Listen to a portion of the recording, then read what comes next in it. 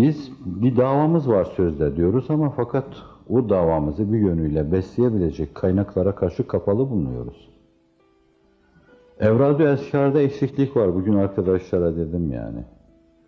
Ben düşünüyordum ki hani belki yarın söyleyeyim yani. Arkadaşlar kendi aralarında bölüştürdüklerinin dışında acaba Peygamber her gün 100 defa istiğfar ediyordu. Kendisini onun kadar günahkar sayıp 100 defa istiğfar eden kaç insan vardır? Evet, benim söylediğim şeyler muhal farz çizgisinde cereyan ediyor. O Zat-ı Akdes'e kanaat ve düşüncem nedir ona karşı biliyorsunuz. Kendisini onun kadar en az lahakal günahkar sayıp 100 defa istiğfar eden her gün kaç insan var? Eğer istiğfar meyelanı şerrin kökünü kesiyorsa demek ki bizdeki şer meyelanları güçlü. Hiç kökü kesilmemiş demektir.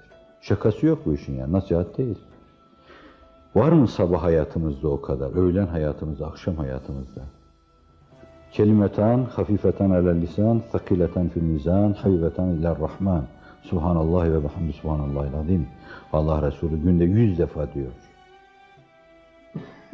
Arkada bıraktığımız ay içinde bunu 50 defa okumuş insan parmak kaldırsın.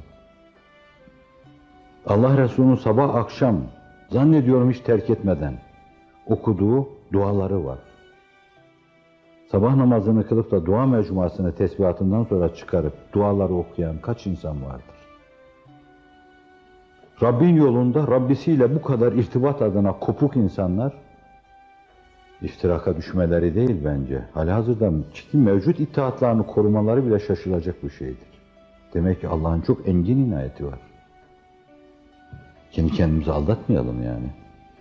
Hep yine konuşuyoruz. Müzakerelerimizi evirip çevirelim. Allah'la irtibata getirelim. Kurbetten bahsedelim. Allah'a yakınlık yolları üzerinde duralım. Fakat zannediyorum bir kenara çekilince hemen çayımız, meyvemiz neyse meseleyi alıyor, lauballiğin enginliklerine yelken açıyoruz. Niye bir yürekli adam çıkıp demiyor ki burada, arkadaş kes bunu, şuradan şundan konuşalım yani. Allah Resulü bir gün böyle konuşanların yanına gelmiş, ahiretten müjde mi aldınız demişti onlara. Sahabi değiliz ki biz.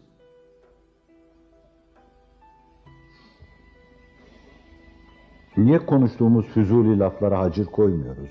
Tahdit koymuyoruz? Niye verip çevirip her meseleyi Cenab-ı Hakk'a getirmiyoruz? Niye mürakabe muhasebe üzerinde durmuyoruz? Niye kendimizi ırgalamıyoruz?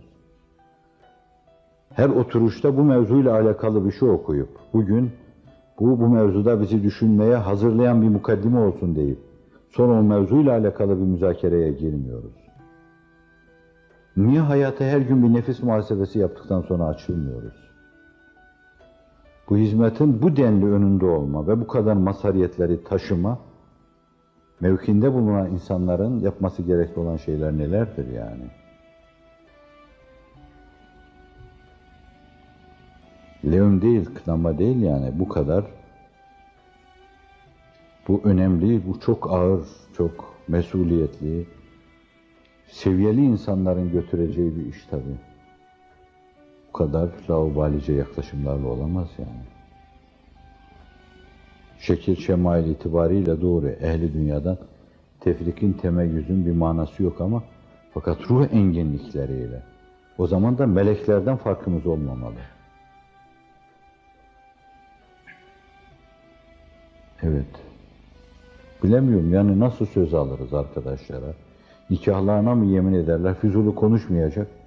Her zaman oturduğumuz zaman bir şey okumuyorsak, etmiyorsak, hizmeti müzakere etmiyorsak, işi evirip çevirip Allah'a getireceğiz. Nasıl yapsak bilemiyorum yani. Esselamu Aleyküm.